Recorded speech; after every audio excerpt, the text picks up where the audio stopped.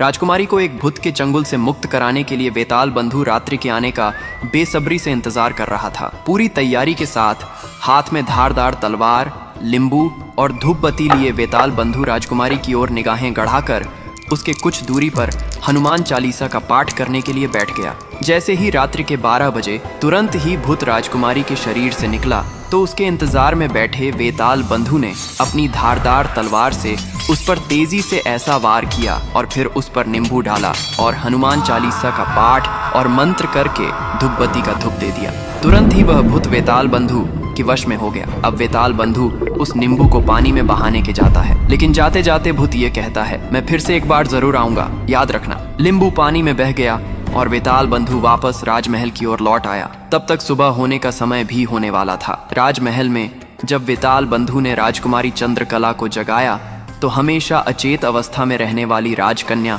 तुरंत उठकर बैठ गई, क्योंकि अब उसके अंदर से वह काला छाया निकल चुका था तो उसका प्रभाव भी खत्म हो चुका था। राजकुमारी उठते ही हैरान थी। उसे ऐसा लग रहा था जैसे पता नहीं वह कितने सालों से नींद में थी। जब वेताल बंधु ने राजकुमारी से उसके स्वास्थ्य के बारे में पूछा कि अब तुम्हें कैसा लग रहा है, राजकुमारी ने अपने आप को बिल्कुल ठीक बताया। तब तक सुबह भी हो चुकी थी। उधर राजा भी पूरी रात सोया नहीं था, उसे बस इंतजार था तो सुबह का।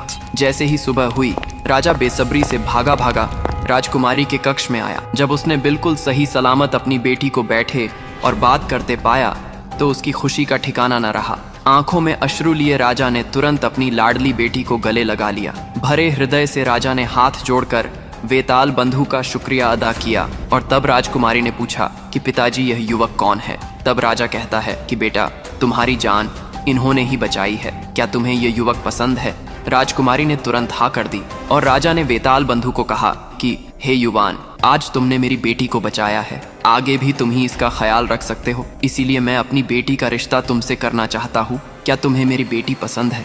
वेताल बंधु ने तुरंत हाँ में हाँ भर दी और राजा ने राजकुमारी चंद्रकला का विवाह वेताल बंधु के साथ कर दिया। जब राजा ने वेताल बंधु को अपना दूसरा नगर देना चाहा तो वेताल बंधु ने राज्य लेने से साफ साफ मना कर दिया। ऐसा स्वाभिमानी दामाद पाकर राजा चंद्रसेन खुशी से फूला नहीं समाया। उसने खुशी खुशी बहुत सारा धन देकर अपनी बेटी चंद्रकला को वेताल बंधु के साथ विदा कर दिया। जब राजकुमारी चंद्रकला को ले वेताल बंधु अपने राज्य उज्जैन नगरी पहुंचा तो वेताल बंधु का पूरा परिवार बहुत ही खुश था, क्योंकि वह एक अप्सरा जैसी बहू और साथ में बहुत सारा धन जो अपने साथ लाया था। वेताल बंधु की भाभी समेत पूरे परिवार ने उन दोनों का हार्दिक स्वागत किया।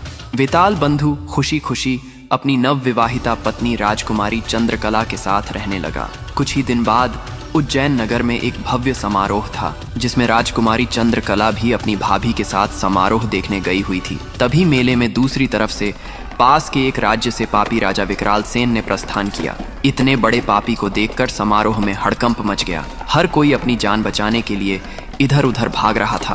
पापी राजा विकराल सेन को देखकर राजकुमारी चंद्रकला भी अपनी भाभी के साथ जब समारोह से भागकर जाने लगी, तभी पापी राजा विकराल सेन की नजर राजकुमारी चंद्रकला पर पड़ गई। राजकुमारी के रूप, यौवन और सुंदरता को देखते ही पापी राजा विकराल सेन उस पर मोहित हो गया। उसने अपने पूरे जीवन काल में बहुत सी स्त्रियों के साथ खेला था, पर आज तक उसने इतनी सुंदर स्त्री कभी नहीं देखी थी। पलक झपकते ही उसने चंद्रकला को उठा लिया और उसे राज्य के बाहर अपने राज्य में ले गया। आगे की कहानी जानने के लिए डिस्क्रिप्शन और कमेंट बॉक्स में लिंक है, या फिर आप इस पर क्लिक करके देख सकते हैं।